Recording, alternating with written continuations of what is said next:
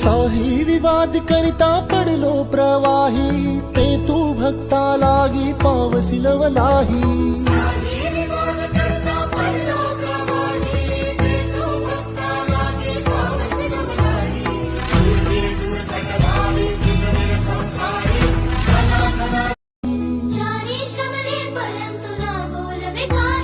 साही विवाद करिता पडलो प्रवाही, ते तू भक्ता लागी पावसिलवलाही।